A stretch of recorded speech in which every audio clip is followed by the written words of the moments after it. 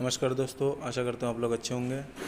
तो आज हम लोग देखते हैं ईसीए चैप्टर फोर्थ का ईसीए चैप्टर सेकंड का फिफ्थ पार्ट, और ये लास्ट पार्ट है। तो हम लोग देखेंगे कि एनर्जी एफिशिएंट मोटर और स्टैंडर्ड मोटर में comparison of energy efficient motor with standard motor. तो स्टैंडर्ड मोटर के साथ एनर्जी एफिशिएंट मोटर का कंपैरिजन। तो पहला कॉलम में है पैरामीटर, सेकंड में स्टैंडर्ड मोटर और थर्ड में है एनर्जी एफिशिएंट मोटर। तो पहला जो पैरामीटर है वो मटेरियल यूज़। तो मटेरियल जो यूज़ किया जाता है manufactured with low quality material and techniques. तो इसमें जो मटेरियल यूज़ किया जाता है स्टैंडर्ड मोटर में वो लो क्वालिटी का होता है, और उसमें जो टेक्निक्स है वो बहुत ही लो लेवल का रहता है। और जो एनर्जी एफिशिएंट मोटर है ये जो है manufactured with high quality material and techniques. तो हाई क्वालिटी मटेरियल से ये बनाया जाता है और टेक्निक्स जो है वो हाई क्वालिटी का रहता है। सेकंड जो पैरामीटर है लॉसेस, उसको देखेंगे। तो high losses in the motor, तो स्टैंडर्ड मोटर में जो लॉसेस होता है वो हाई होता है, ज़्यादा होता है, और जो एनर्जी एफिशिएंट मोटर है उसमें जो है वो लो लॉस होता है, और उसमें जो लाइफ जो है उसका ज़्यादा होता है। आउटपुट जो है वो लेस हीट आउटपुट होता है, और जो स्टेबिलिटी वो ज़्यादा होता है इसके कंपेरिजन टू स्टैंडर्ड मोटर। ठीक है, तो ये लॉसेस देखे हमने, तो इसका लाइफ ज़्यादा होता है। थर्ड जो है स्टार्टिंग टॉर्क। तो स्टैंडर्ड मोटर में जो है वो सफिशिएंट स्टार्टिंग रहता है, जबकि एनर्जी एफिशिएंट मोटर में जो है वो स्टार्टिंग टॉर्क जो है वेरी हाई, काफ़ी हाई होता है। स्पीड के मामले में स्पीड में भी स्मूथ जर्क है ना, स्पीड के मामले में स्पीड में भी स्मूथ जर्क वाइब्रेशन में इन्वॉल्व। तो इसमें स्पीड जो है वो उतना स्मूथ नहीं रहेगा, उसमें जर्क हो सकता है, वाइब्रेशन हो सकता है। जबकि एनर्जी एफिशिएंट मोटर का जो है smooth speed over required range and less vibration. तो इसमें जो है वो स्पीड जो है वो काफ़ी स्मूथ रहता है, और उसका वाइब्रेशन भी बहुत कम रहता है। नेक्स्ट जो पैरामीटर है वो है मेंटेनेंस। तो मेंटेनेंस जो है वो स्टैंडर्ड मोटर का हाई फेल्यूर रेट, उसका जो है फेल्यूर होने का चांसेस ज़्यादा रहता है, फेल्यूर ज़्यादा होता है। और ये मेंटेनेंस जो है इसका स्टैंडर्ड एनर्जी एफिशिएंट मोटर का मेंटेनेंस नेग्लिजिबल रहता है, और उसका फेल्यूर रेट भी काफ़ी कम होता है।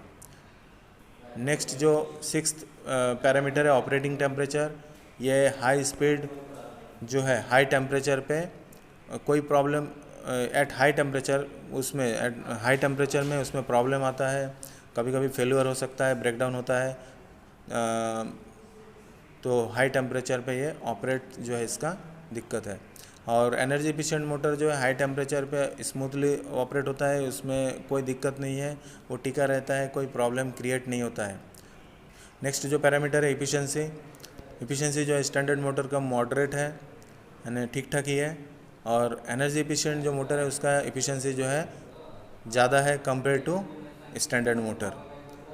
नेक्स्ट जो पैरामीटर है पावर कंजम्पशन, इसका पावर कंजम्पशन जो है हाई है, बहुत ज़्यादा पावर कंज्यूम करता है स्टैंडर्ड मोटर, और जो एनर्जी एफिशिएंट मोटर है उसका पावर कंजम्पशन लो है ना, कम है। नेक्स्ट जो कॉस्ट है पैरामीटर, लास्ट पैरामीटर है कॉस्ट। इसका जो है एनर्जी स्टैंडर्ड मोटर उसका जो कॉस्ट है उसका लो रहता है, और जो एनर्जी एफिशिएंट मोटर है उसका कॉस्ट हाई होता है। तो इनिशियल कॉस्ट हाई है, फिर भी over the period of its life ये जो है इकोनॉमिकल होता है। नेक्स्ट जो क्वेश्चन है explain the use of epoxy resin cast dry type transformer from energy conservation point of view. तो एक्सप्लेन करने लिए बोला है कि एनकैप्सुलेटेड जो ट्रांसफार्मर है इपोक्सी रेजिन जो कास्ट ट्रांसफार्मर है उसके energy conservation point of view के बारे में उससे बताओ।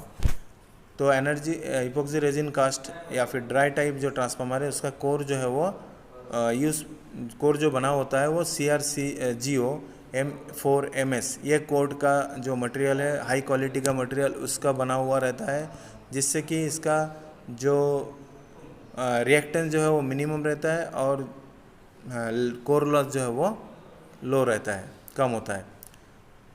तो अच्छा क्वालिटी का मटेरियल से यूज़ किया जाता है, उसको बनाया जाता है।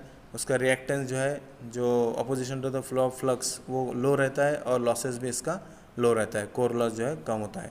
नेक्स्ट जो पॉइंट है, winding consist of flexible rope of copper instead of regular strip और rod, therefore current carrying capacity is more and better cooling effect. तो ये जो ड्राई टाइप ट्रांसफार्मर है, इस ट्रांसफार्मर का जो कॉपर वाइंडिंग जो है वो फ्लेक्सिबल रोप टाइप के कॉपर से बनाया जाता है, न कि रेक्टेंगुलर स्ट्रिप या फिर रॉड टाइप का जो कंडक्टर है उससे बनाया जाता है, उसको उससे नहीं बनाया जाता है। तो इसका जो है बेटर कूलिंग इफेक्ट रहता है। नेक्स्ट जो पॉइंट है, insulation consist of high quality epoxy resin which is capable of withstanding high temperature and also provide minimum clearance as per voltage requirement। तो इसमें जो इंसुलेशन जो है वो हाई क्वालिटी का इंसुलेशन यूज़ किया जाता है, इपोक्सी रेजिन, हाँ, जो हाई क्वालिटी का इंसुलेशन है और वो हाई टेम्परेचर में विथ स्टैंड करता है, टिका रहता है, कोई दिक्कत नहीं है। और इसमें मिनिमम क्लियरेंस जो है वो कम रहता है, यानी बहुत ही कम स्पेस पे ये इंसुलेशन जो है इंसुलेशन प्रोवाइड करता है। तो इससे इसका साइज़ भी बहुत ही कम हो जाता है। ठीक है। नेक्स्ट जो पॉइंट है, as the transformer is fully encapsulated routine maintenance is less. तो जैसे कि ये पूरी तरह से एनकैप्सुलेटेड रहता है ना, पूरी तरह से पैक रहता है, जिसके वजह से इसका जो रूटीन मेंटेनेंस है वो कम आता है। सिर्फ ऊपर का साफ़ सफाई वगैरह ये बस नॉमिनल इसका मेंटेनेंस रहता है। तो पूरी तरह से सेफ और मेंटेनेंस फ्री ट्रांसफार्मर बोल सकते हैं।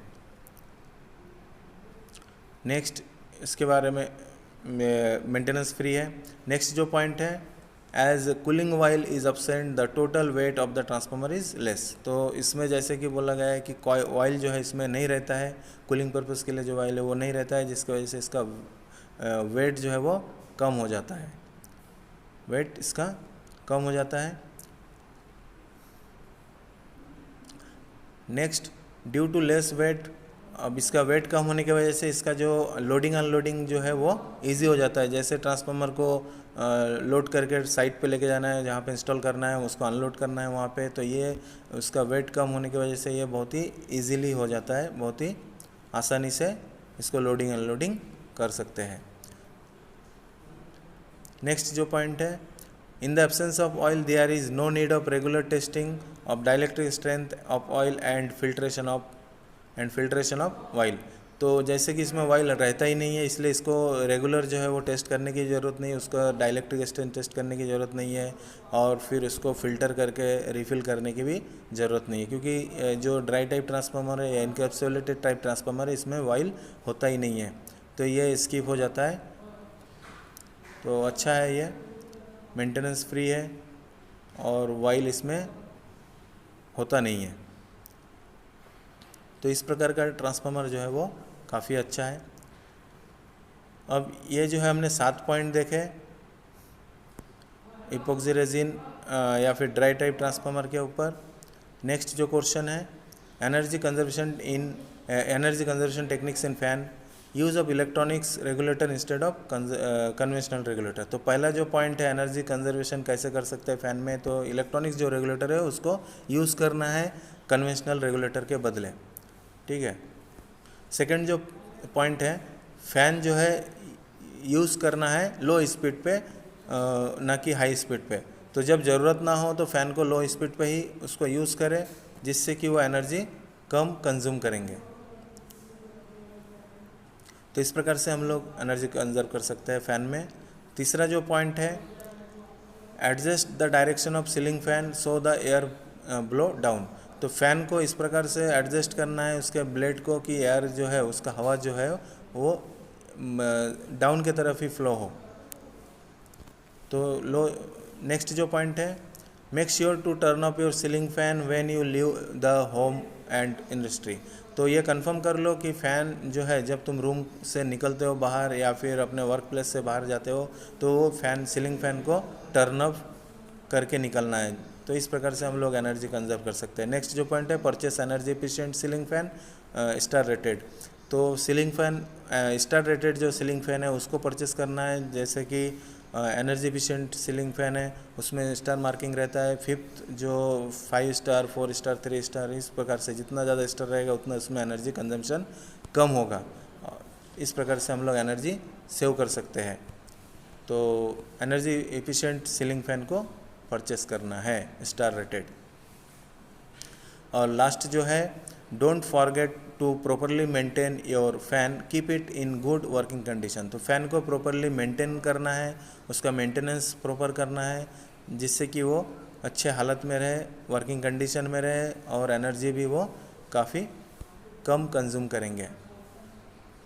उसके ऊपर डस्ट वगैरह जो रहता है उसको बीच बीच में साफ करते रहे। इस प्रकार से ये जो है हम लोग एनर्जी कंजर्वेशन टेक्निक्स जो है फ़ैन का उसके बारे में देखें। पहला पॉइंट है इलेक्ट्रॉनिक्स रेगुलेटर यूज़ करो। सेकंड पॉइंट में फ़ैन को कम स्पीड पे ऑपरेट करो। थर्ड पॉइंट है कि फ़ैन का जो डायरेक्शन है वो प्रॉपरली डाउनवर्ड डायरेक्शन में एयर ब्लो होना चाहिए। फोर्थ पॉइंट में सीलिंग फ़ैन को जब तुम वर्क प्लेस से बाहर निकले या फिर रूम से घर से बाहर निकले तो फ़ैन को बंद करके और एनर्जी जो है एफिशिएंट जो सीलिंग फ़ैन है वैसे सीलिंग फ़ैन को परचेस करना है। और लास्ट जो है उसको प्रॉपरली मेंटेन करना है।